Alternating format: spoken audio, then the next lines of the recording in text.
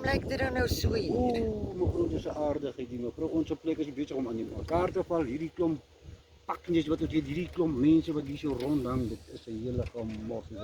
Wat soek hulle hier? Hulle breek al, dis kos, dis enige ding wat hulle kan in die hande kry om te loop op koop. So hulle breek al die sakke oop en lyk dit so. Dis so mevrou. Dit is wat hier gebeur. Staan gou vir my daar. Ekskuus tog. Is daai alles bome vol plastiek? Dit lyk letterlik soos. Ja, nee, dit maar 'n lelike storieetjie hier mevrou. Nou wie is verantwoordelik Maar die hiervoor? munisipaliteit is nog besig om die plek na 'n kant toe te ruk. Dis waarom ek nou hier geplaas is om 'n bietjie toesig te hou dat sekere vullis by sekere plekke gedamp moet word. Meneer, staan gou vir my daar. Wat is jou naam?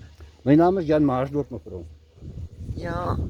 Jan, Maarsdorp. so jy moet hier toesig hou nou Ja, om te mevrou. keer Ja, dat hier nie mevrou. nog mense inkom en kom mors nie. Ja mevrou. Kry jy dit reg? Mevrou, so op my manier probeer ek aan plus minus soos ek nou kan sê. Ek het so amper die besigheid onder beheer, maar nog nie heeltemal nie. Want ek kan byvoorbeeld nie 2 voertuie op een slag beheer nie. Dus nou hier kom dit met tuinvullis, jy moet hier opgaan. Die volgende voertuig, ek kan nou nie saam gaan om te gaan wys waar jy met damp nie. Die volgende voertuig bring ook tuinvullis, dan gaan jy sommer by die huisvullis gaan.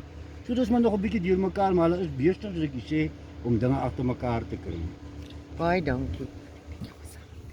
Baie dankie. Okay mevrou. En sterkte. Dankie.